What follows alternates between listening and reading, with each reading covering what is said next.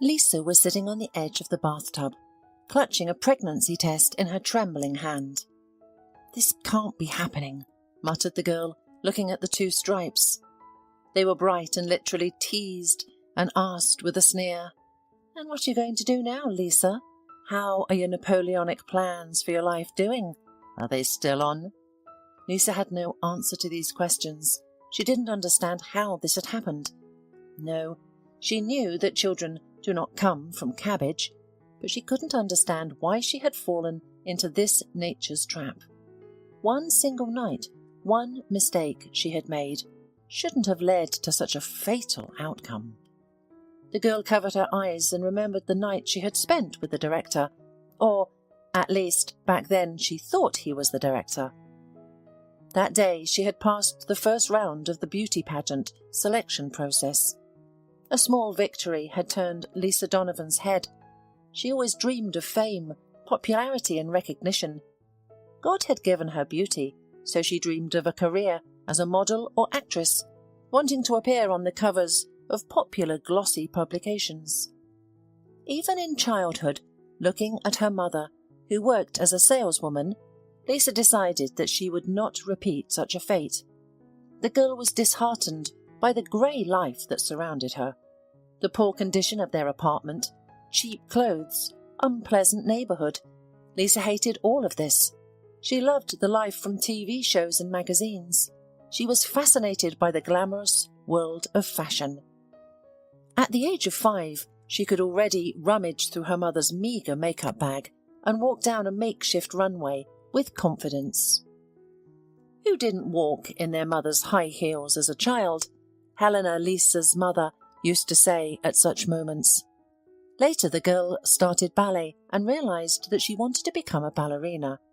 After all, they were like fairies from fairy tales. Helena supported her daughter. The single mother didn't have much money, but she tried to support her daughter's hobbies, except that Lisa had problems in her classes. "Your girl has a strong personality," the teacher, Mrs. Wilson, said to Helena. "There is talent, undoubtedly, but it's not enough to justify her behaviour. The other girls are constantly complaining about her. Not a single lesson goes by without a scandal. She starts fights, purposely trips her classmates if they do something better. Lisa doesn't take criticism well and gets angry if she doesn't like something. Today the girls were doing a simple dance step and Lisa couldn't do it, but she refused to listen to me and was rude. This is unacceptable." The last straw for the teacher was that Lisa pushed her daughter Michelle and called her names. Lisa and Michelle were the same age and attended the same dance class. Mrs. Wilson treated Michelle the same way as the other girls, sometimes even more strictly. However, Lisa believed that Michelle was being treated differently by the teacher. When Michelle was asked to demonstrate a glissade assemblée to the other students, she did it perfectly. For her age, she was incredibly talented, but Lisa was jealous of her success and felt she had to be first in everything. So she told Michelle that without her mother she was nothing, and then pushed her rudely, causing Michelle to twist her leg. That was the end of Lisa's ballet career. However, the girl continued to dream of popularity. She had no interest in her classmates, nor in her studies. Lisa only focused on her appearance, and fashion magazines became her Bible. At the age of 14, she started attending castings, but with no results. It turned out that appearance wasn't everything.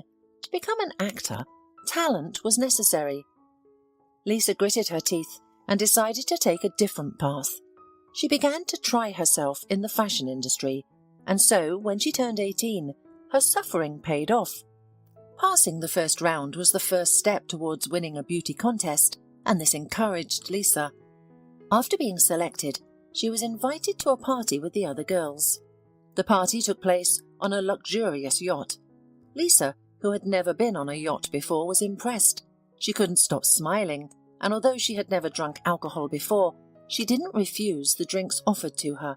The taste of sparkling wine made her feel light-headed. It was at this party that she met Richard, a director who was looking for a girl to play the lead role in his new series. I work in France. I moved there to fulfill my dream of becoming a director, he explained to Lisa. Why France? The girl asked, surprised.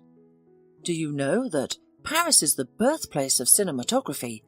The Lumiere brothers, who are considered the fathers of cinema, organized the world's first movie show at the Paris Grand Café.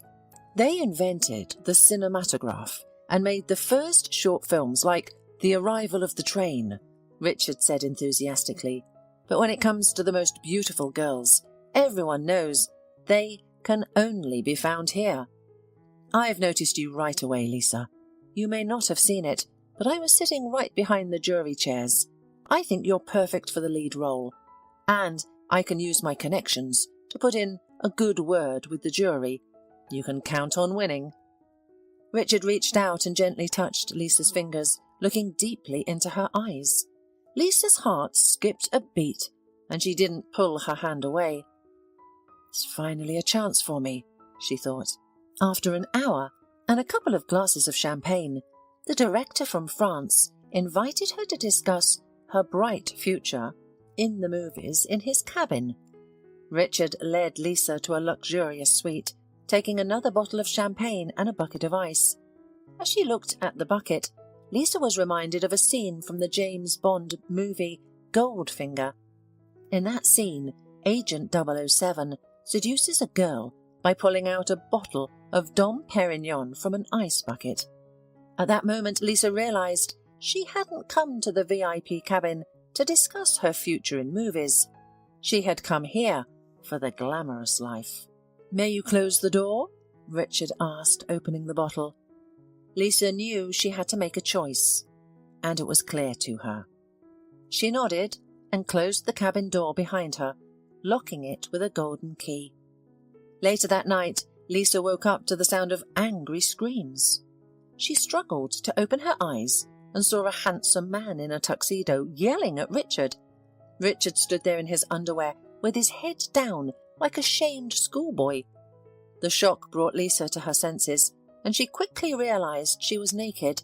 Blushing, she covered herself with a blanket, trying to understand what was happening. The truth hit her like a bucket of cold water. In the world of show business, no one can be trusted. You're fired, the stranger shouted at Richard. How could you bring such a kind of woman into my quarters? I'm sorry, it won't happen again, Richard pleaded. Please don't fire me. I have a 6-month-old baby. What am I going to tell my wife? You didn't think of that before? You wretch! How can you bear it? The man continued yelling. Lisa's lips trembled and tears filled her eyes. Not because it was her first time with a man. No, she was overwhelmed with resentment because Richard turned out not to be a director from beautiful France, but merely the chauffeur of the man who was really a European filmmaker and a member of the jury in a beauty pageant. Clean this place up, the director roared at Richard, who nodded like a puppet. Get this cheap one out of my bed quickly, and then tell the staff to change the bedding. It took Lisa a moment to realize that she was the one being referred to as this cheap one. She blushed deeply and tried to hide her face behind her hair, fearing recognition and disqualification. Fortunately for her, that didn't happen. However, she didn't win the contest in the end either. The girl was too tense, and this made her stumble during the fashion show and stutter during the interview. Of course, she didn't tell anyone about her fatal mistake. She wouldn't bear the ridicule and the jokes from her friends. Time had passed, and Lisa had managed to put that embarrassing mistake out of her mind. But news about pregnancy shook her to the core. As Lisa was sitting in the bathroom, lost in her thoughts, when a knock on the door and her mother's harsh voice snapped her back to reality. Lisa, are you going to stay in there for long? Helena asked impatiently. I came back from work an hour ago and need to wash up too. Lisa quickly crumpled the test strip and pocketed it, then washed her hands and splashed cold water on her face to calm herself. She glanced at her reflection in the mirror before heading out to meet her mother. I'm tired, I just wanted to soak in the bath, Lisa said, without looking at her mother. I'm not hungry. I'm going to sleep right now." She hurried to her room, locking the door behind her. In front of a large mirror, Lisa examined her reflection intently, her focus on her belly. But no matter how she turned or looked, she still saw a thin girl, and the sight of her own thinness somehow reassured her. It must be a mistake, Lisa whispered to herself. Some kind of glitch. It wasn't until her doctor's appointment that her worst fears were confirmed. "You're pregnant," the doctor remarked after a thorough examination. "The pregnancy is not in its early stages, but I can confirm the exact term after an ultrasound. When was your last period?" Lisa felt embarrassed. "I don't remember," she admitted. "I've been on a strict diet, trying not to gain weight, so my periods have been irregular." She brushed off the fact that she had forgotten about her menstrual cycle for the past 6 months. Lately, Lisa had noticed weight gain, and any change on the scale would anger her. Sometimes she would even stop eating and only drink water to stay slim. Her ideal was to be like Kate Moss at the beginning of her career. Lisa dreamt of achieving that look, so she tried every diet she could find. "And when was your last experience with a man?" the doctor asked, now with a more serious expression. Lisa bit her lip and exhaled. "It was more than 6 months ago." The doctor's hand, recording the patient's information in a book, froze. She looked up at Lisa. "Have you noticed any other signs of pregnancy? Morning sickness, breast enlargement or tenderness, fatigue, heartburn? These are common symptoms of a pregnancy." Lisa ran her hands through her hair in frustration. She shook her head, not because she denied the doctor's words, but because it was all part of her life, even without pregnancy. Lisa, who aspired to be a model, often faced gastrointestinal problems. Morning sickness and heartburn were nothing new or alarming to her. "Yes, I have issues with eating. I've thought that... Oh my God. What am I going to do now?" Lisa straightened abruptly, looking into the doctor's eyes. "I can't have a baby. I don't want to be a mother. Can we get rid of it?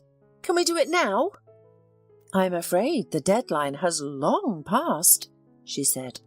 "If what you say is true, your baby is already a human being, you know." The ultrasound confirmed the doctor's words. Lisa learned that there was a baby growing under her heart, a healthy baby girl. The doctor ran further tests and hurried to examine the expectant mother. "Everything is okay. You'll meet your baby soon," the doctor assured her with a kind smile. Except Lisa didn't even smile back. The pregnant girl looked at her picture that the doctor had handed her, but she still couldn't understand how it could be inside her. At home, Lisa sobbed as she confessed everything to her mother. "The doctors won't let me have an abortion," she cried. "I'll find another clinic, one that will agree." "Quiet! The neighbours will come running," her mother said, pale and crossing herself. "What am I saying? That's impossible already. Dear, don't worry. A child is not a bad thing. So what if there's no father? There are the 2 of us. We'll figure it out. I raised you. I'll take care of another child." "Actresses don't have babies, neither do models," she shouted at her mother hysterically. "I don't want a child. I want to be famous." When the emotions subsided, Lisa could finally come to terms with the fact that she was going to be a mother. "That's the right thing to do," Helena told her. "You'll still be happy when you see your baby girl. Maternal love is the strongest, selfless love." However, her words were not prophetic. The girl, whom Lisa named Elle, was born 2 months later. Lisa did not feel any connection with her daughter, and as before, she was only interested in her own life and career. The child even irritated her. When Elle was 3 months old, Lisa managed to get a role in a play. This only increased her resentment towards the little girl. The child often cried and had trouble sleeping, which prevented Lisa from getting rest at night. "Mum, do something with her," she shouted angrily as the girl began to cry. "I'm trying to learn my lines. She's disturbing me." "She has a tummy ache, probably because you started feeding her formula instead of breast milk." Helena shook her head as she rocked the little girl in her arms. "You should have held her and shown her love. Maybe if she smells her mother's scent, she'll calm down. She misses you." Lisa simply snorted grudgingly. "What does she know? She's only a couple of months old. You said you would help, so sit with her." The play went well. Even though Lisa didn't have the lead role, she had an affair with a theatre director. This time the man was a real director, so the girl hoped for a starring role in his next production. Soon, Lisa went on tour with the troupe, leaving her 6-month-old daughter with her mother. Her career, as she had dreamed, was on the rise. However, she didn't tell anyone about her daughter waiting for her at home. She considered Elle her dirty secret. Lisa's schedule was demanding. She spent most of her time in the theatre. 6 days a week, the young artist had rehearsals, followed by performances. She was not at home from morning until midnight, and sometimes she did not return for several days. Later, she would tell her mother with a blissful smile, "After the premiere, we went to a party. It was such an unusual theatre party. Igor introduced me to some powerful people." "Igor? Is that your boyfriend? He's the director, right?" Helena asked, glancing at her daughter. "When are you going to introduce him to Elle?" Lisa furrowed her brow and quickly glanced at her little daughter. It was obvious that looking at the little girl displeased her. The child seemed alien to her, and Elle stopped reacting to her mother. Previously, she would smile, reaching for her mother's hands, but now a spoon given to her by her grandmother interested her more than her real mother. "It's not the right time," Lisa replied finally. "You know that men don't like women with kids." "It's not critical for decent men," Helena said to her granddaughter. Lisa blinked, but then she decided she didn't want to talk about the unpleasant topic any more.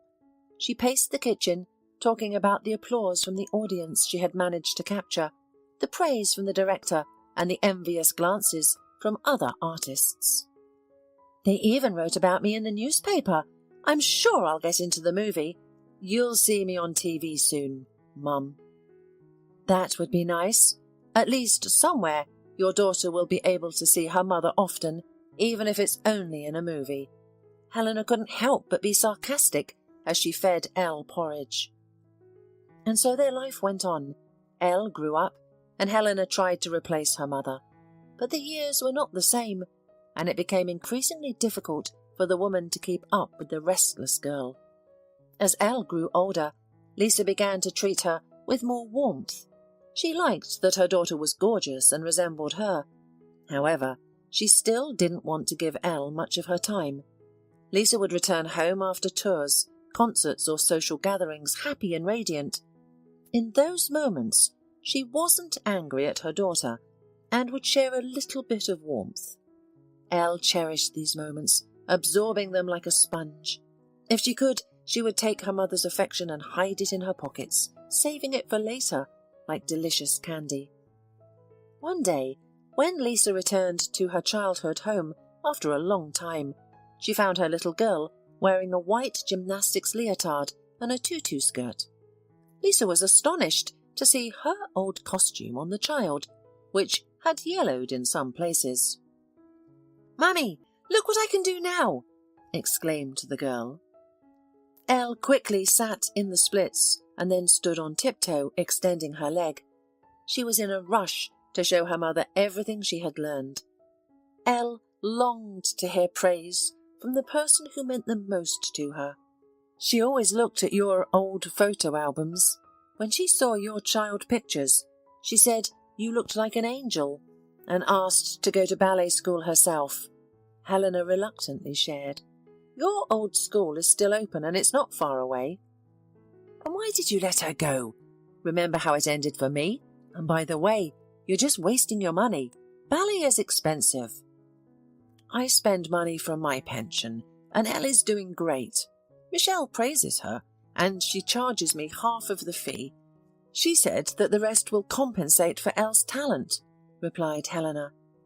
"Michelle?" whispered Lisa in disdain. "Is that the daughter of my teacher, Mrs. Wilson?" "Yes," her mother nodded. "She inherited her mother's school, and now she teaches the girls." However, Helena said nothing about the fact that the trauma Lisa had done to Michelle as a child had been extremely unfortunate. Michelle continued to study with her mother, but the path to a big stage was closed for her. So now she dedicated herself to teaching others. After all, her entire childhood and adolescence was spent in ballet halls. "No, it's still expensive. And tutus and point shoes." Lisa was indignant. "Do you know that ballerinas can spend up to 300 shoes a year? No, I'm against it. She won't become a ballerina, and it's too much money to spend just for a temporary hobby. If you have nowhere to spend the money, then give it to me. I just need a new dress." "I mend her socks and other clothes every week, but I can't even close the closet because of your outfits." The mother was angry at her neglectful daughter. "I want to be a star. I cannot appear in the same thing in public." Lisa splashed her hands. "You know what? I don't want to argue. Let me tell you how I had my premiere." Lisa sat down on the sofa, throwing her leg over her foot and spreading her silk skirt. It was blue and flowed like water. Elle was sitting on the floor at this time, looking at her mother. She could not understand why her teacher constantly praised her and called her a talented pearl, and her mother said nothing, although Elle tried very hard. Elle loved going to ballet school. After kindergarten on class days, she would grab her grandmother's hand and hurry running to class with her, so as not to be late and be the first to arrive, because for Elle, being the first and starting the circle was important. The girl thought that her mother, who always talked only about the stage and applause, would pay attention to her if she became a ballerina. However, Lisa continued to think only of herself. Time passed, but nothing changed. Elle, being a naive child, saw Lisa as a beautiful princess from the fairy tales Grandma read. She admired her mother because she was so beautiful, smelled of perfume, came with flowers, and always brought her presents, and also promises. Many, many promises. "When you grow up, I will definitely take you on tour with me. I'll show you how my life goes behind the scenes and on stage," Lisa cooed, hugging her daughter. "Maybe you'll want to become a model or an actress like me. You're so beautiful, Elle. You know, you're turning 6 this year. I'll come to the party. We'll spend your birthday together." "Really?" Elle clapped her hands and then hugged her mum tightly around the neck. "May I invite my girlfriends? No one at daycare believes I have a mum. I say you're pretty and play different princesses on the stage, but they call me a liar. They say I only have a granny." "Of course, invite me," Lisa smiled broadly. "I'll throw such a party that you'll be the envy of everyone. We'll buy a huge pink cake and new matching dresses." "May we have a yellow cake?" Elle asked. "I don't like the colour pink." "Even a rainbow cake. You can choose any colour," promised her mother. Helena only snorted. "Your daughter has unfulfilled promises like a sweet tooth has candy wrappers," she said with anger. "Lisa, Elle believes you. You missed all her previous birthdays. I mean, she waits for you every time, and then she gets a present in the mail and tries to hold back the tears. The last time, she didn't go to bed all night, didn't blow out the candles on the cake, didn't let me unbraid her hair or take off her dress. She was expecting you to come to her party. You didn't even call. Do you even know what your child's wish is? She doesn't want another doll or a stuffed elephant. She wants to spend the day with her mum. It'll be different this time. Lisa pressed her lips together resentfully. "I'll be there." It is not known how long all this would have gone on, had it not been for an accident that was to change Lisa's life completely. It was Elle's 6th birthday. She woke up in the early morning. The girl, feeling a pleasant excitement and anticipating the holiday, jumped from the bed and hurried to her grandmother's room. "Grandma, Grandma," chirped the birthday girl. "Wake up, wake up! Mummy is coming today." "Will there be balloons? When's Mummy coming? She promised me a yellow cake. Will there be 2 floors, like in the cartoon?" But Grandma did not react to her grandmother's words, no matter how much she tried to stir her up. Elle didn't know that Grandmother had fallen asleep forever. During the night, Helena had had a cardiac arrest. Little Elle cried, begged her grandmother to wake up, swore that she was making such a bad joke. But all in vain. Hour after hour passed, but her granny did not get up. For Elle, the time seemed like an eternity. She took her grandmother's push-button phone, but it was disconnected. The girl tried to go out, but she couldn't find the key. Elle was completely confused, her heart fluttering in her chest. She did not realize the tragedy of the situation, but she knew that something must be done. "Mummy will come soon," the girl remembered, and having calmed down a little, even became cheerful. "Mummy will come, and Grandma will get up too. We just have to wait for Mummy." At the same time, Lisa was many kilometers away from her hometown. The woman was in the dressing room, with the sound of applause still ringing in her ears after the just-past performance. She played her best and favourite role of Roxanne in the play Cyrano de Bergerac. She had a blissful smile on her lips. Lisa looked at her reflection in the mirror, illuminated by light bulbs. There was a knock at the door. "Come in." She threw us a note of haughtiness. "Who's there?" "Lisa," she heard a pleasant voice behind her. "My name is Pierre Tréliard. We haven't met, but I'd like to fix that. I've seen you on stage. I'm ready to write my name in the ranks of fans of your talent." Lisa looked over her shoulder and froze, not from the fact that the man was handsome or holding a luxurious bouquet of roses. No, it was just that she recognized him. The stranger who had been the only witness to her shame, the owner from the yacht. Yet, from the Frenchman's face, he didn't recognize her. Of course, for now, she was no longer a thin and dishevelled bird, but a plump bird with a shining plumage. Lisa had involuntarily been following his life. She knew he made great movies, and appearing in one meant a golden ticket into the world of show business and popularity. He was known for not conducting standard casting for the main characters in his movies.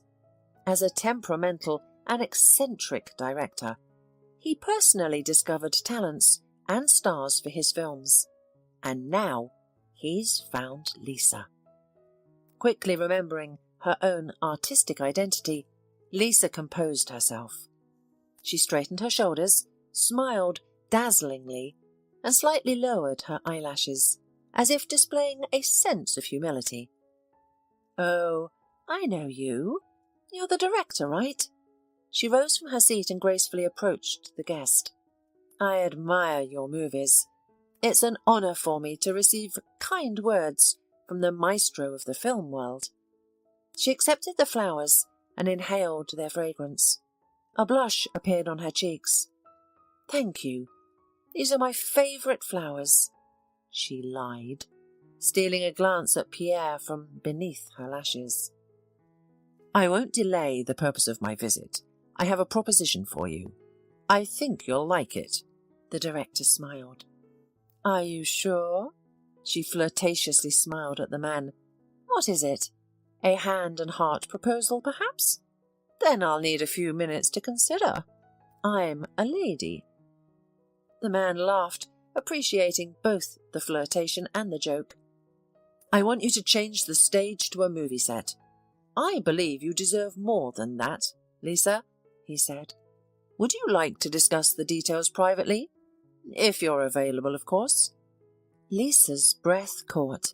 She had planned to meet Igor after the performance, but now she realized clearly that the theatre director no longer interested her. She had already squeezed everything from him, and now she was open for the next journey. With great pleasure, she said, and smiled, promising. Pierre offered her a chance to go to Europe and star in his project. Lisa's head spun with the prospects that lay before her, and she completely forgot about her child waiting for her somewhere far away. After spending 2 days in Pierre's apartment and in his bed, Lisa received a call from an unknown number. She frowned and said, "Hello?" into the receiver. "Is this Lisa Donovan?" the unfamiliar woman said. "Yes, who is this?" Lisa asked, holding the phone with her shoulder and grabbing her scarlet lipstick to touch up her lips. "Please, speak quickly, I'm busy." She had plans to have dinner with her new lover. "You have a call from the regional hospital," the stranger began, "about your mother and daughter." "What's wrong with them? Is someone sick?" Lisa asked indifferently, smoothing her lipstick. "Please sit down, if possible," the woman requested. "Just speak already!" Lisa couldn't bear the suspense any longer. The woman on the other end of the phone hesitated. Lisa glanced at her watch, growing increasingly impatient and annoyed. Finally, the stranger spoke. "Your mother passed away 2 days ago. She had a heart attack. My condolences," she said. "Your daughter was in the apartment with her grandmother the whole time and couldn't leave. Eventually, she tried to call for help through the window. There was a mosquito net in place. The child leaned on it. The net broke and the girl fell." "What? What happened to her?" Lisa sat down on the edge of the bed, her legs giving way. The lipstick slipped from her weakened fingers, hitting the stick against the white carpet, leaving a stain resembling a smear of blood. "She's alive and her condition is now stable. It's actually a miracle. The child fell from the 3rd floor onto a bush, which broke her fall. However, the girl has some health issues. You'll need to come over." Lisa informed Pierre only about her mother's passing. She hadn't accepted his offer to go with her because she still kept the child hidden from her new suitor. When Lisa returned to her hometown, the grim and grey, unsightly reality she had been running from for so long enveloped her like a dense woolen blanket eaten away by moths. It stifled her breath and filled her lungs with dust. The mother's funeral, bad health conditions of the daughter, all this knocked the ground out from under the feet of the actress, who only yesterday met a new love affair, revelled in male attention and passion, and dreamed of a trip to Europe. Lisa arrived at the hospital after her mother's funeral. She was hesitant to see her daughter, as if she already knew what to expect. The doctors delivered devastating news. Elle had suffered a severe spinal injury, the extent of which made it impossible to provide a prognosis. Elle's doctor took Lisa into his office and shared the grim reality. "Elle has a 50-50 chance. Her recovery will be a long and arduous journey. It will be difficult and painful, especially considering her young age. She may regain the ability to walk. However, it will require a miracle, exhaustive work and constant care for the child." These words felt like a death sentence to Lisa. As she approached her daughter's ward, her anxiety intensified. She hesitated to enter and face her daughter's condition. Lisa stood at the door, trying to compose herself, and clutched a toy giraffe she had brought for Elle. Suddenly she overheard a conversation among the nurses inside the room. "Oh, it's such a pity about the girl. They say she used to attend ballet school," one nurse remarked. "She's so beautiful, like a doll, but now she'll be confined to a wheelchair for the rest of her life. She won't even be able to go to the restroom on her own. Poor thing. She rarely sleeps and waits for her mum." The other nurse expressed her concern and sadness, asking, "Is it really that bad? Don't doctors say that miracles can happen? But the first nurse responded with a touch of cynicism. Have you personally witnessed any miracles?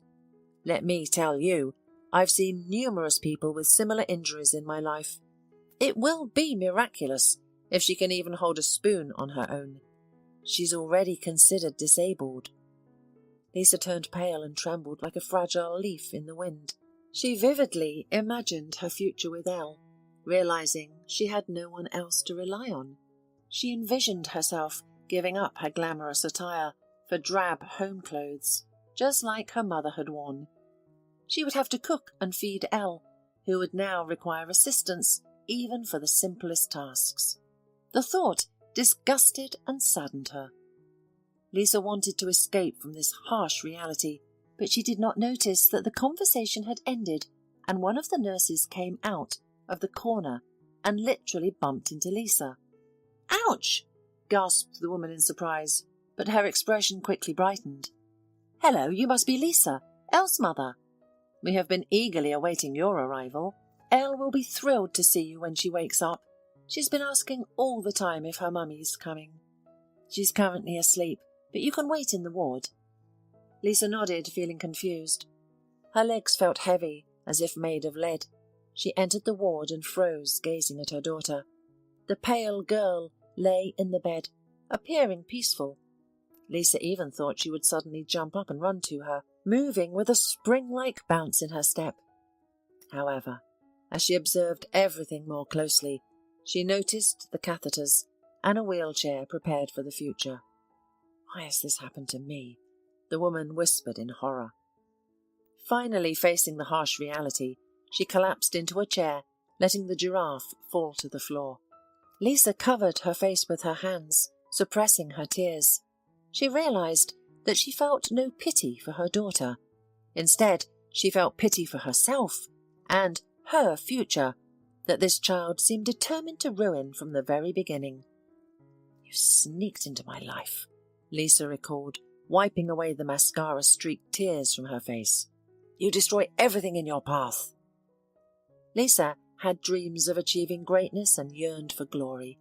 She was young and beautiful, but what awaited her now? Elle was like a burden, a weight dragging her down. No, she couldn't allow that. "I'll give birth to a new child and forget about Elle," Lisa thought. "Yes, that's right. I'll have a healthy boy or girl by Pierre, and then he'll be mine forever." Suddenly the silence in the hospital ward was shattered by the ringing of a telephone. The loud and upbeat pop song, as the ringtone, seemed improper in this sterile environment. Lisa grumbled and reached into her bag to silence the phone. She glanced quickly at Elle's face, afraid that any noise would wake her.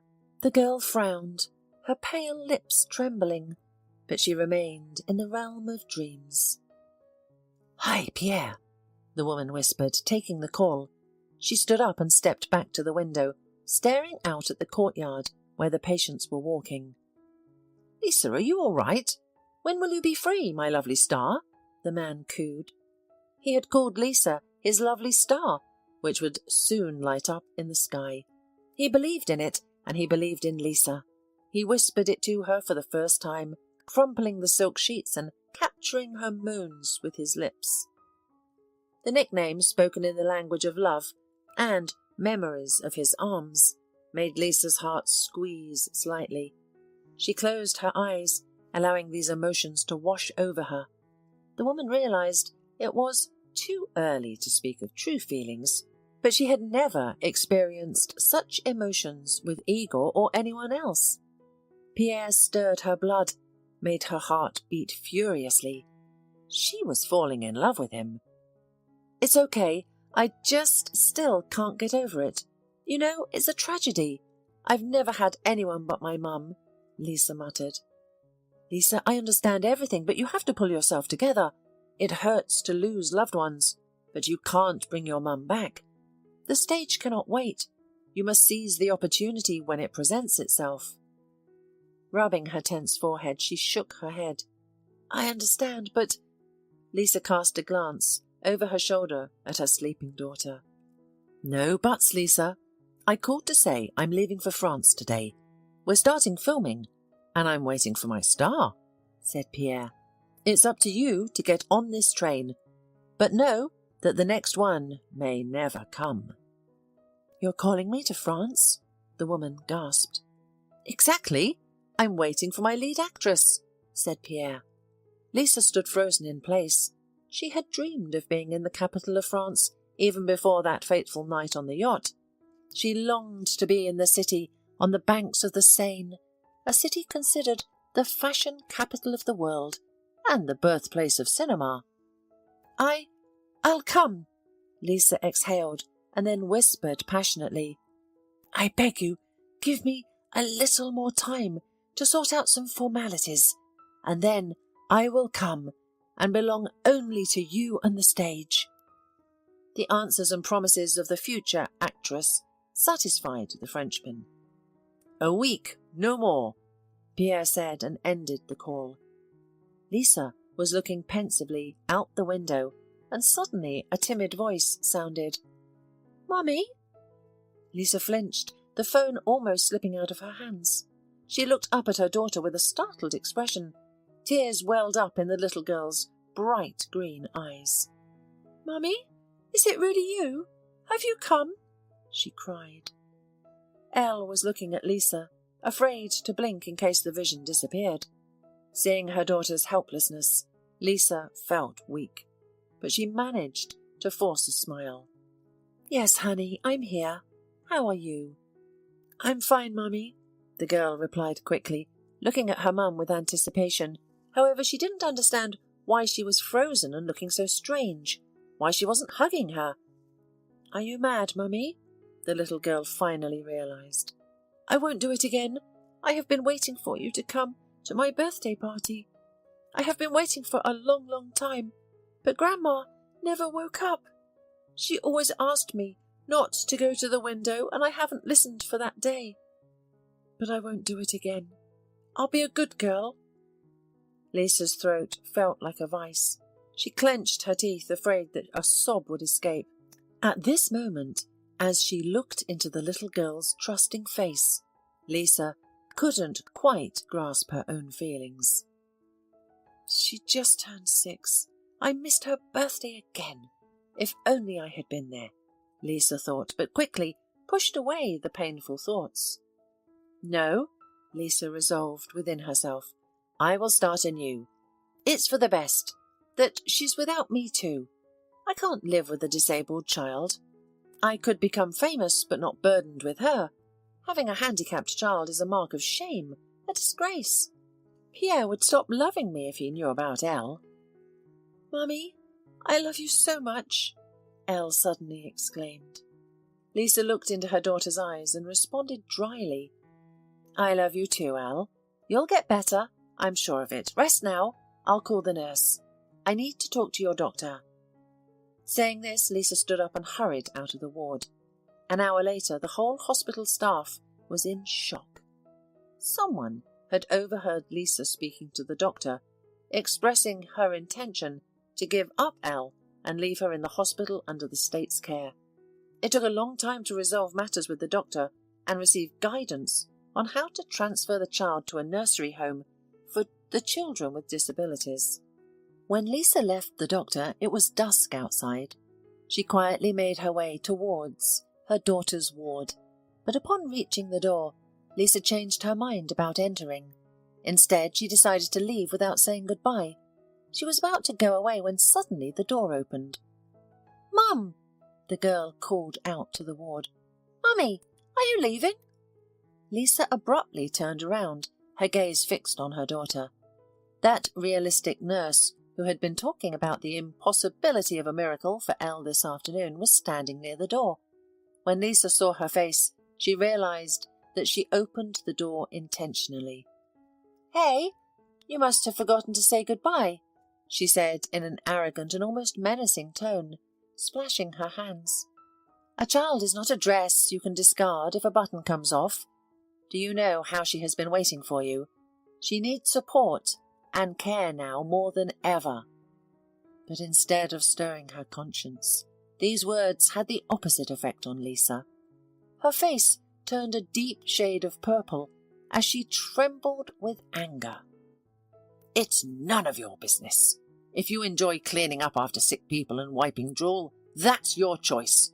This is not the life I chose," she shouted with a piercing voice that reverberated down the hallway. The nurse recoiled from the enraged mother. Tears streamed down Elle's cheeks once again.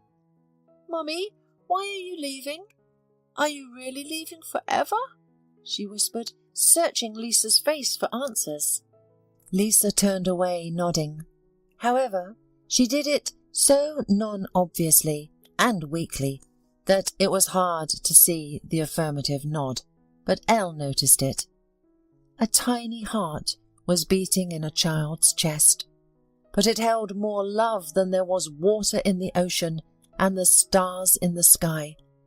At that moment, Elle finally realized that her feelings were unrequited. She had suspected it before, but she hadn't allowed herself to believe it. The truth was deafening and painful. It made her dizzy and her chest ache, and she desperately wanted to cry. "This is all happening because I have been a bad girl," she thought, feeling sudden fright. "Mummy, I'm sorry. Mummy, please don't go away. I'll be good. Just forgive me." Lisa's lips trembled. She gripped the handle of her bag tighter, shook her head, and took a step toward the exit. "No, Mummy!" cried the girl, summoning the last of her strength and choking on her tears, tried to move, just to be close to her mother. "Mummy, don't leave me!" cried the child with her last strength. "Oh, my God, my darling, wailed the nurse, leaping to the girl. Tears were streaming down the cheeks of the woman, who could not be surprised by anything. Lisa was horrified by the unfolding scene. She took hurried steps back, one after another. Then she turned and ran away, and the clatter of her heels was heard in the ward for a long time. "Mummy, Mummy," whispered the exhausted and destroyed Elle. "I'll be cured. I'll be healthy, I promise. Mummy, please don't leave me again. Mummy." This cry will haunt Lisa for a long time.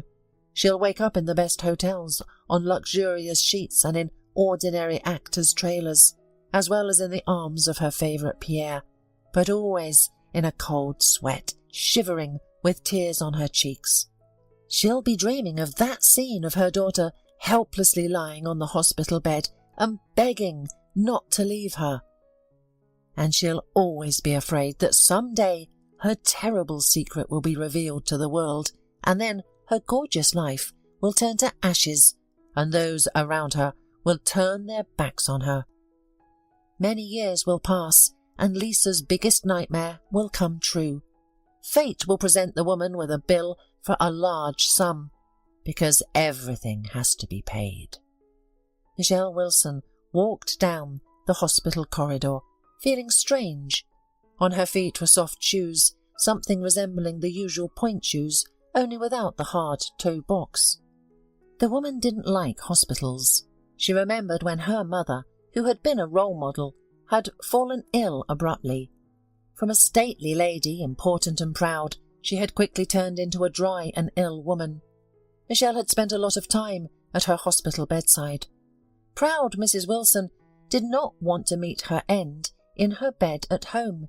She did not want to burden her loved ones, showing them her weakness and demanding care. However, Michelle visited her at the hospice every day until the very last day. Perhaps that was why now she had a feeling of anxiety, sadness, and a kind of hopelessness in her soul. Even worse was the fact that she had come to visit not some elderly woman, but a little girl, her brilliant student. She was only 6 years old, but Elle seemed older than her years. The girl was attentive, focused, and determined. Michelle remembered how she begged her grandmother to wait for her a little longer, trying to perfect simple movements. Michelle thought that Elle was not at all like her mother. Yes, she remembered Lisa. Many years had passed, but it was difficult to forget the person who had ruined your life out of anger. At first, Michelle didn't even want to take Elle into her school, thinking that personal animosity would hinder her from teaching the girl well. But Elle won her over. A little girl with hair as dark as tar, pale skin, and emerald eyes sneaked into the heart of her teacher. Michelle knew that most of her students were the children of rich parents. They didn't care about their daughter's talent or success. They just wanted to take pictures of their little girls in beautiful swan costumes during the recital and show off in front of their rich friends. But Elle, she was unique. The girl seemed to understand the whole essence of ballet dancing. It wasn't just technique. The best parts should be performed with soul, and Elle knew this. When Michelle found out what had happened to her, she was in such shock that she cancelled her classes. Her hands were numb, and all she could think about was Elle. Elle was never late for class, and when she didn't show up at all, Michelle started to worry. She even called Helena, but no one answered the phone. The news reached her a week later and shocked her. Now, the teacher, gathering her strength, came to visit Elle at the hospital. She hoped to cheer her up. In her hands were flowers and a bag with a gift. She had bought her best student a new ballet outfit and pink satin point shoes. Michelle understood that she couldn't give them to a girl who was in a wheelchair, but for some reason she took the gift with her anyway. As she approached the room, a young nurse came out.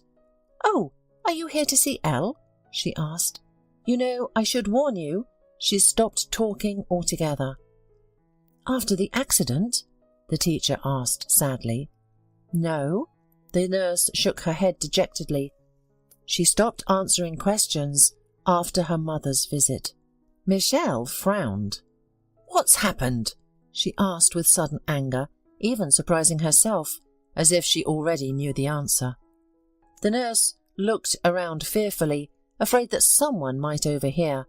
However, the girl was not opposed to gossip, so she spoke up. "She refused to keep Elle. She said she didn't want a disabled child and didn't want anything to do with her. She asked us to take her to an orphanage. She didn't even want to know where her daughter would be sent." Colour drained from Michelle's face. For a moment she even struggled to breathe, as if she had stumbled and fallen after an unfortunate pirouette. The nurse continued to speak, but Michelle was no longer listening. "I'll go see Elle," she interrupted the girl hoarsely. "You brought flowers for the child?"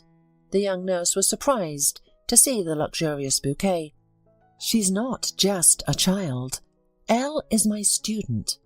It's customary to bring flowers to ballet dancers," Michelle replied. "I'm afraid the path to the stage is closed for her." The nurse shook her head and stepped aside, allowing the teacher to pass.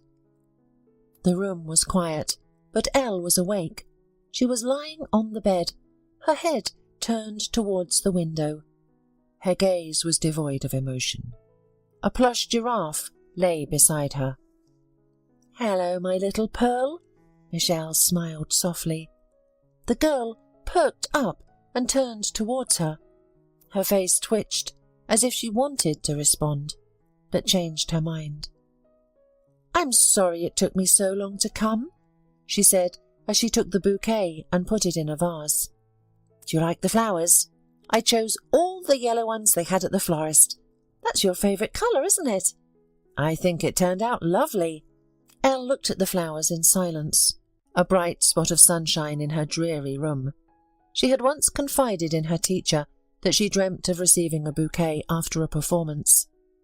Michelle looked at the child, feeling her heart break once again. It was as if all the strength and emotion had been drained out of Elle.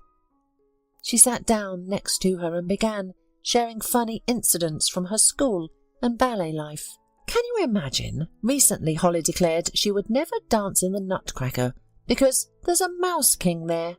She's afraid of mice. Are you afraid of mice?" Michelle tried to joke, hoping to see Elle's lips twitch again. Soon the child gave the teacher a smile that made Michelle relax a little. She gently touched the girl's dark hair. "There you are, smiling. You look so beautiful in these moments," she said, gently stroking Elle's head, and then asked, "Do you know why I called you Pearl?" The girl shook her head, looking curiously at the teacher. "You know, in ballet, there are certain steps called pas de bourrée. My mum used to call them pearl beads. She used to say that real ballerinas do that move like stringing pearls on a thread. The first time you did them it was incredible, as if you had always done them that way. I was amazed, and I couldn't help but think of you as a pearl." Michelle shared her innermost thoughts. Elle listened with her mouth agape, mesmerized by such high praise. Michelle leaned closer to the girl and looked into her eyes. "Now, I'm sure I wasn't wrong. Do you know that pearls are the queens of all gems? The chance to find a pearl in the sea is great luck. I think you are the real pearl. You've got talent, honey, so no matter what happens, you must not give up. Do you understand me?" The girl nodded, but then her lips quivered, and then she said quietly, softly, "I can't dance any more." Michelle never made promises unless she was certain she could fulfill them. However, this time the words burst from her lips before she had a chance to consider them. "You will. The important thing is to believe. I'll stay with you, my pearl. I will help you." Michelle took a box of birthday presents out of the bag and showed its contents to the little girl. "You will wear these point shoes, my girl. I swear I will do everything I can for it." Tears appeared in Elle's eyes, which today were as dark as forest moss. Michelle hugged her tightly around the shoulders, making sure the girl wouldn't see that she herself was crying. At that moment, Elle wished she could hug her teacher too. Instead, she covered her eyes, resting her face against Michelle's neck. Her salty tears poured down on the silk handkerchief, one of the ones the teacher always wore around her neck. The little girl was afraid to trust an adult again. However, she longed to be loved by someone. At that moment, when Michelle embraced Elle, their new life began. Michelle never had a personal life. She only had brief affairs with men who admired her beauty and grace, but couldn't capture the heart of the ballerina and stay by her side for long. First, Michelle had her studies. Then her mother fell ill. Their family business, a ballet school, fell onto Michelle's fragile shoulders. The young woman had to prove to students and parents that she was just as good as her mother. Therefore, thoughts of having a family and a child rarely crossed her mind. Yet sometimes she yearned to give up everything and become a mother, especially when she saw happy women who brought their little girls to her school and kissed them goodbye. However, Michelle firmly believed that a career and children were incompatible. She remembered her mother's words, said with great seriousness, when she allowed her to go to school dances. "No boys, Michelle.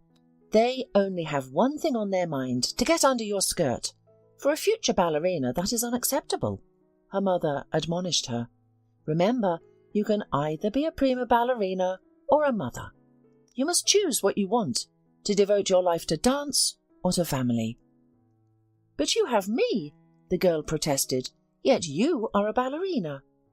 Her mother grinned, saying, "That's why I don't dance on stage, but teach others, because I have you." Of course, later they realized that Michelle would never have the leading roles. Her right leg, which had been injured in childhood by Lisa, often reminded her of that fact. And now, after a long time, Michelle appeared to have a daughter. Yes, Michelle adopted Elle, afraid to even imagine what would happen if the child were put up in a special home for kids with disabilities. She spent a long time collecting documents and consulting lawyers.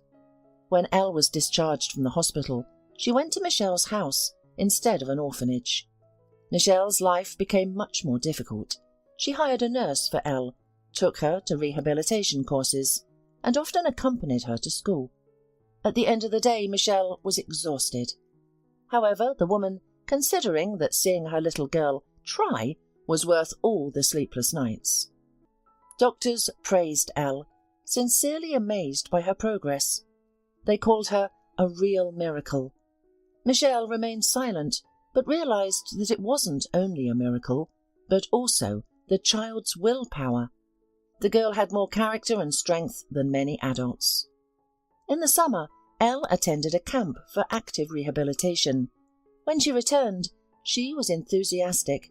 After interacting with other children facing similar challenges, it seemed like life was starting to get better. Despite this, her friends criticised Michelle. "You're crazy, Michelle. How long will you be playing the role of Mother Teresa?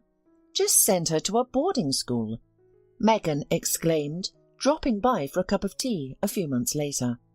"What do you mean, send her to a boarding school? Do you think it works the same way as returning something to a store? You can't just return a child like a carton of expired milk," Michelle retorted, getting angry with her friend for such unkind words. Megan rolled her eyes toward the ceiling and took a sip of green tea. "Why don't you want a normal family? And now what? A disabled child is a lifelong responsibility." "The doctor said her trauma is treatable and she's making progress. I was told she wouldn't be able to hold a spoon, and now Elle is getting on her wheelchair by herself and taking care of herself too," Michelle said with enthusiasm. "Elle is a strong girl, a real fighter. She can handle it, and I'll help her. You'll see. We'll invite you to her performance." "God willing, of course, but I still think what you've done was impulsive. Yes, I feel sorry for her too, but I also feel sorry for other people in trouble. But that doesn't mean I should take them all home. It's a burden, Michelle. You need to build a personal life, not ruin it." Such cruel words were not to the liking of Michelle, but she had no time for answering them. The woman did not notice how the girl in her wheelchair appeared in the doorway. "You know, I already know how to do many things. The doctor praises me," the little girl said, looking into the face of the adult guest with a non-childish look. Megan blushed with shame and could not find an answer. She quickly said goodbye to her friend and her foster daughter and flew out the door. After seeing her off, Elle looked at Michelle and asked bluntly, "Am I a burden? Somehow my mother called me the same thing. She told Granny I was a burden." Michelle crouched down in front of the girl, taking her hands in her own. "Don't listen to others, my pearl," she said, looking fondly into the child's eyes. "You know, there will always be evil people around you, no matter who you are.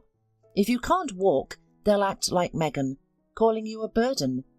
If you're the best, they'll make up gossip to smear you out of envy. The one behind you is always trying to push you from behind, to make you fall. The main thing is not to be like such people and keep moving forward, okay?" The girl licked her lips and looked at Michelle excitedly. Then she removed the plaid that concealed her legs. "I have something to show you," she whispered. Michelle noticed that the girl's eyes glistened and a tear appeared on her forehead, showing her anxiety. A convulsive exhalation escaped from Elle's lips, and then she strained all her strength and— "Oh my goodness," gasped Michelle, and at first she even thought that she imagined it, but no. Elle's foot moved and stretched at the toe, as if the girl was about to perform a choreographic movement.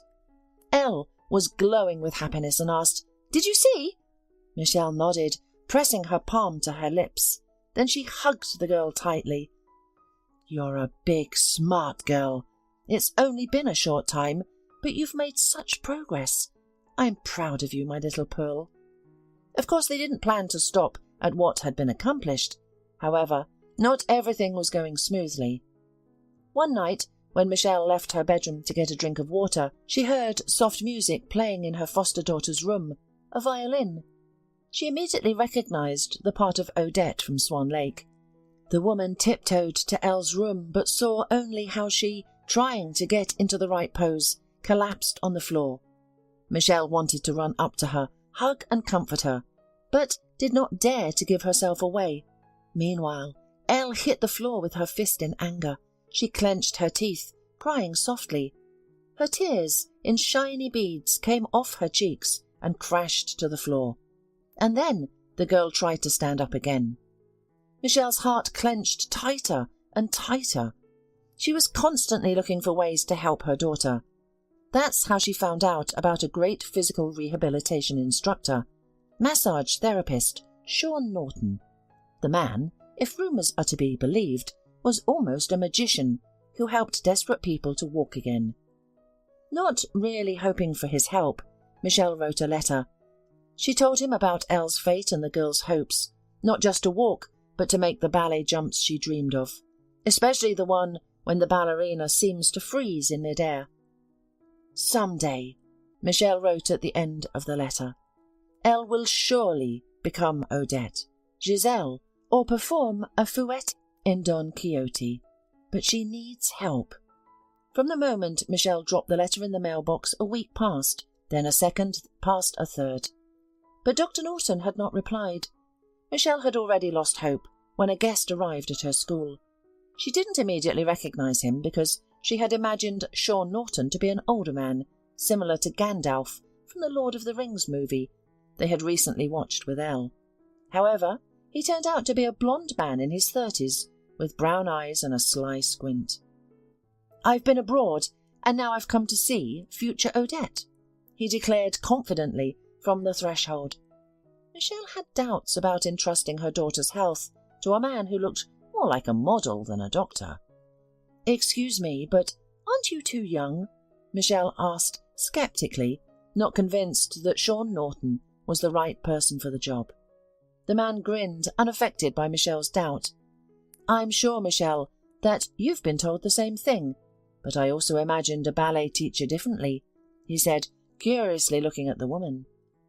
His remark hit home for Michelle. She had to constantly prove to people that age and a youthful appearance were not indicators of experience and knowledge. Eventually, she confided in Sean after a long conversation. Michelle agreed to the treatment, but she attended them too. Together with Sean, they developed a whole system to help Elle stand on her feet. Sean's fame was justified. He found a way to reach the child's heart affectionately. He could make her laugh easily. They worked tirelessly, day and night, and finally, the day of triumph arrived. Elle took her first steps again. They were deprived of the grace of ballerinas, but they suddenly seemed to Michelle the most beautiful steps in the world. She reached out her arms, embracing Elle. The girl tightly hugged her foster mother and whispered, overwhelmed with emotions, "Thank you, Mummy." Michelle froze for a moment, unable to believe her ears. She looked up at Sean, who stood frozen beside her. He nodded, confirming that he had also heard it. Michelle held the child even tighter, kissing her on top of her head. At that moment, she was once again convinced that she had made the right choice. Elle was her daughter, and she would never let her go.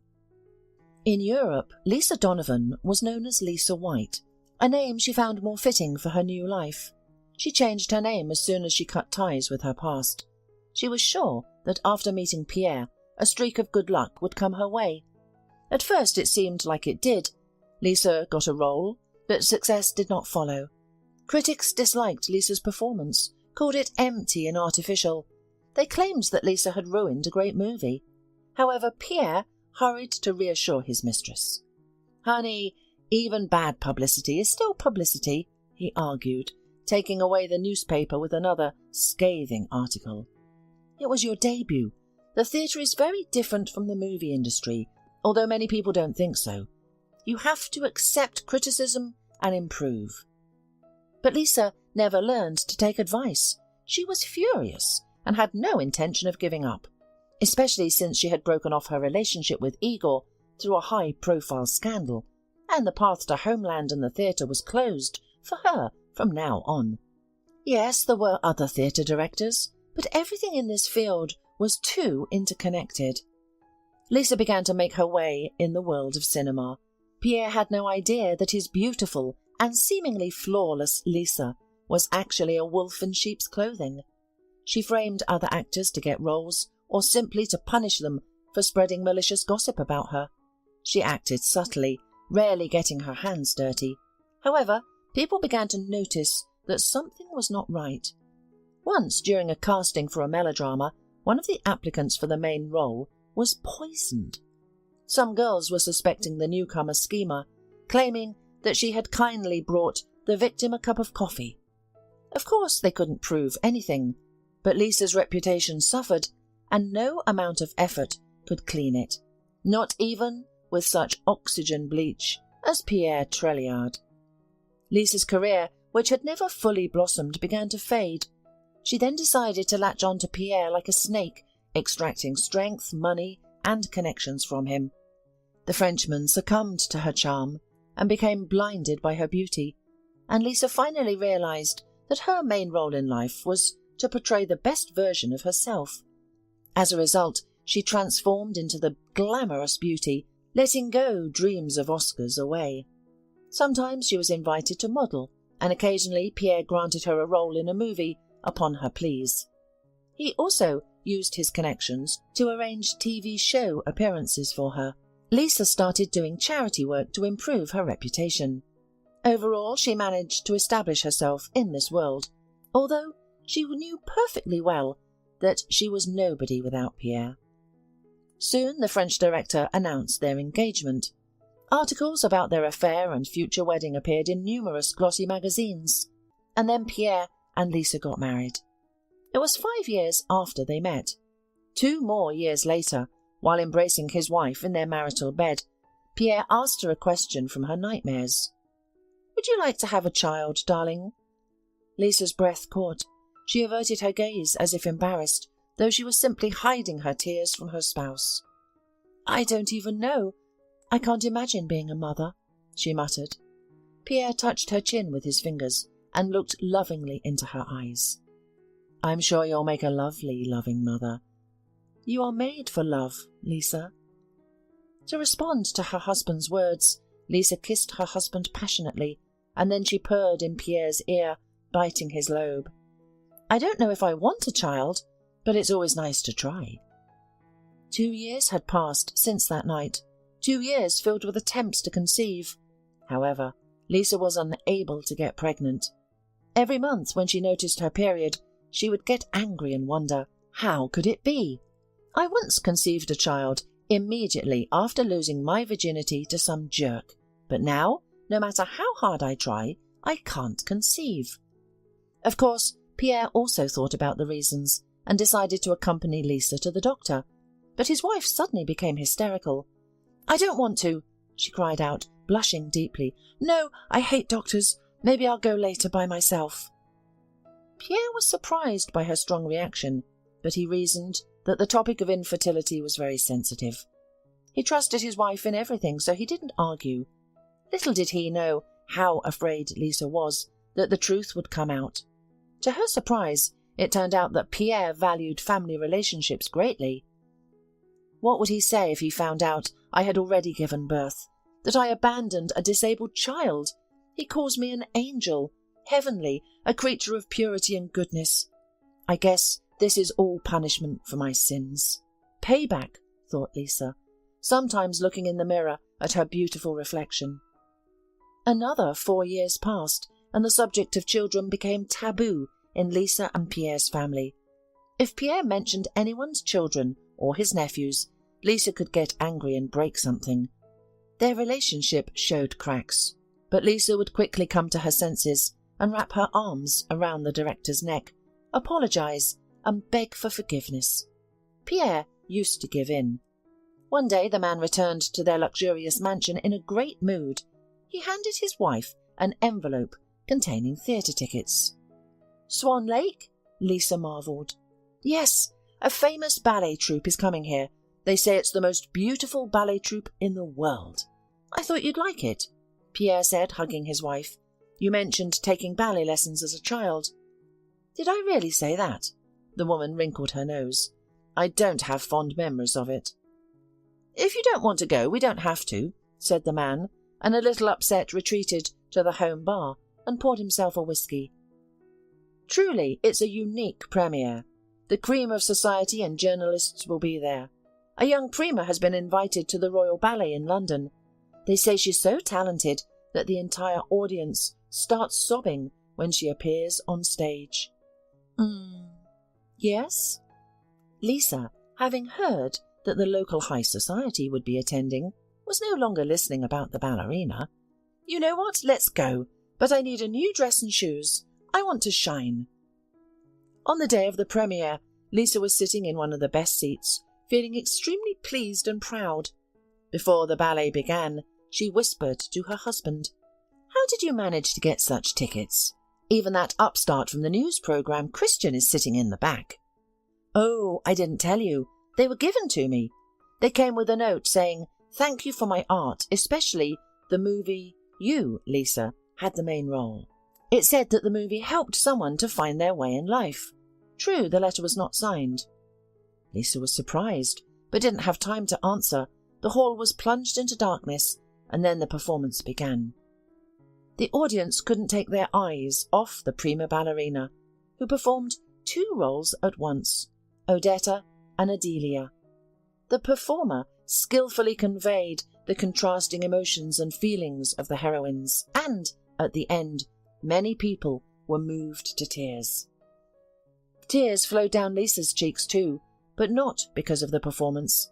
She realized why she was sitting in such a good seat. She saw her face. Even if it was makeup, even after many years, the mother recognized her abandoned daughter, who resembled her in her youth like a twin. "No, it can't be. I'm imagining things," she thought, refusing to believe her own eyes. When the performance was over, the hall burst into applause.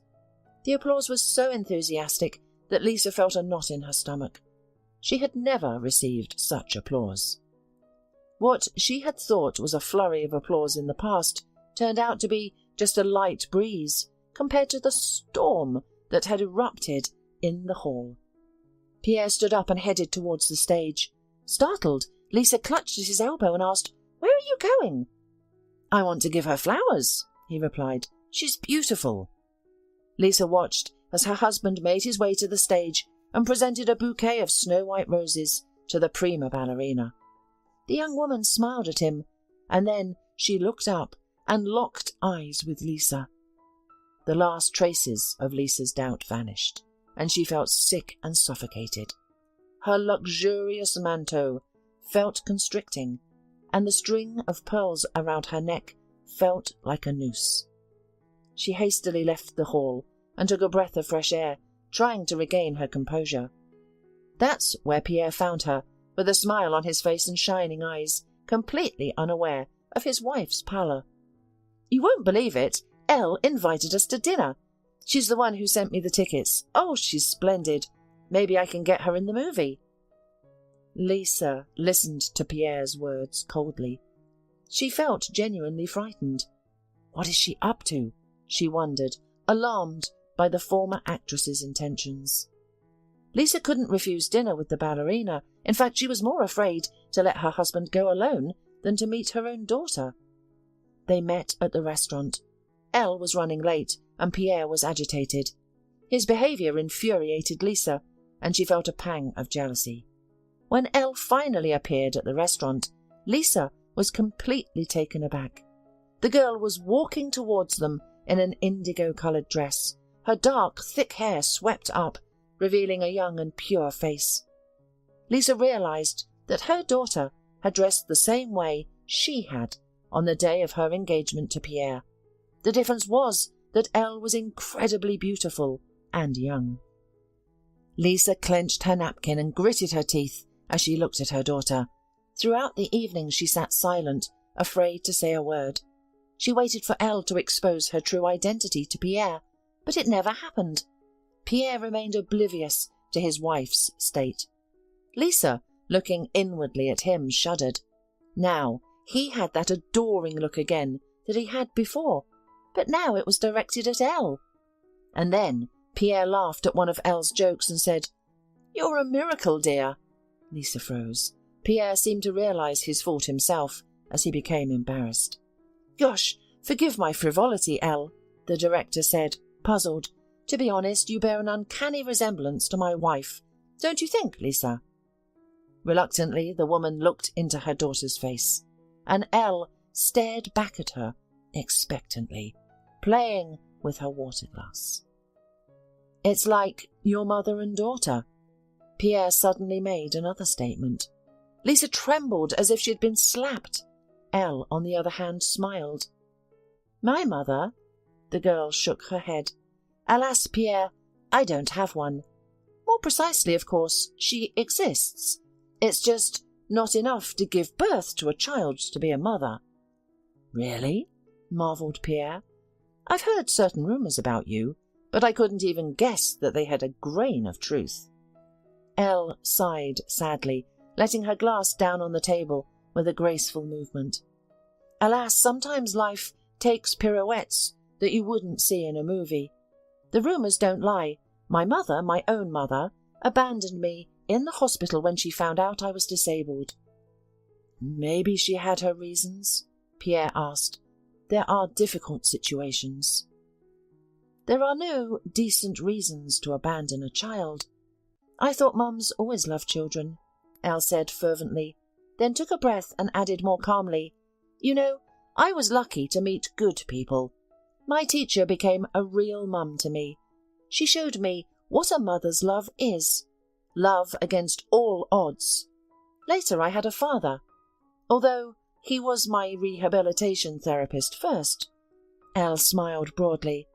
"It was a funny story. They constantly fought, always arguing about me, though they secretly liked each other. When I made my first decent ballet movement, they hugged for joy and Dad kissed Mum. I fell over in amazement. They were terribly embarrassed, but even more terrified. They ran up to me, but I started laughing until I was in tears. After that incident, they came to terms with their feelings. A year later they got married. That's how Sean became a father to me." "Wonderful people," Pierre said thoughtfully. "However, you are an even greater miracle. Elle, to go through such hardships without a mother, without the ability to walk. Not everyone can do that." "Oh, I've had good examples before my eyes," Elle decided to joke. "Batman, Harry Potter, Spider-Man, for example. They lost their parents too, but nothing. They became superheroes. True, I decided not to save the world, but I still wore tight tights." Pierre laughed gleefully, not embarrassed by the audience of the elite restaurant. The Frenchman's eyes were burning. He was enraptured by the young and strong ballerina. "You know, Pierre, maybe one day you'd like to make a movie about my life. I'd love to play the lead." Elle offered suddenly, and then she smiled slyly and looked at Lisa. My mother, the one who had abandoned me, could be played by Lisa, for example. "And how would the movie have ended?" Lisa suddenly asked in a voice greyed with stress. "Revenge?" "Maybe. The main thing is that the offender should know what he is being punished for. I think revenge can only be sweet when you look the abuser in the face." There was silence at the table, then Elle got up from her seat. "Excuse me, I want to visit the restroom." Without a word to her husband, Lisa ran after her. Bursting into the ladies' room, she clutched at her daughter's arm with such force that the ballerina could barely keep from crying out. "What do you want?" exclaimed Lisa, shaking her whole body. "Tell me what you want from me." Elle subdued her with a scornful look. "You think I want something from you? A mother's love and care, maybe?" she snorted. "Although Pierre is a wonderful man, isn't he? Do you think you and I have the same taste?" Lisa recoiled, seeing the change in her daughter. She was no longer the naive beauty Odetta, but the intimidating black swan Adelia. She was frightening. Elle grinned. "Say, Lisa, did you watch the performance carefully? Did you see how Adelia, in the guise of a black swan, seduces the prince by pretending to be his lover? Did you see him confess his love to another? It hurts, really. I know everything about pain." Lisa licked her parched lips. Her gaze was full of fear and madness. "I beg you, leave him to me. I beg of you. I will do anything you ask. Just don't tell him anything, and don't take him away from me. He is my everything." The woman, who had always aspired to glamour and luxury, fell to her knees in the restroom. She grasped the blue hem of her daughter's dress, looking down at her. Elle's face showed no emotion. "You gave up so soon," she said dejectedly. "It even hurt. You didn't even fight like that for me." Then Elle pulled back the fabric of the dress, and Lisa fell to the floor sobbing. The ballerina walked over to the mirror, fixing her makeup. "You didn't even apologize." "I'm sorry," Lisa immediately cried out. "Please, I'm sorry." The daughter sighed. "Calm down. I don't need him. I don't need you either. I just want you to live and remember that you're only happy because of my grace. Because I'm better than you in every way, Lisa, even as a person. But thanks to that, my grandmother and true parents, who helped me become kinder than I would have wanted myself to be," Elle stated, and walked away. Lisa stayed on the cold floor, shaking. She realized that her daughter had told the truth, and now she would live her life constantly looking back like hell. For the expectation of a blow is worse than the blow itself. Elle left the restaurant without saying goodbye. She breathed at night air, feeling relieved. Yes, sometimes she thought of revenge, of meeting her mother, but when she saw her on her knees, she did not feel triumph. She felt nothing, except a pang of disappointment. The woman, what had seemed perfect to her as a child, now only evoked pity as she cowered before her on the floor. Elle looked up into the dark sky and thought that she wanted to see her mum and dad sooner, and her little brother Alex too. She missed her real family. "It's time to go home," smiled the ballerina, and walked away, finally leaving her past behind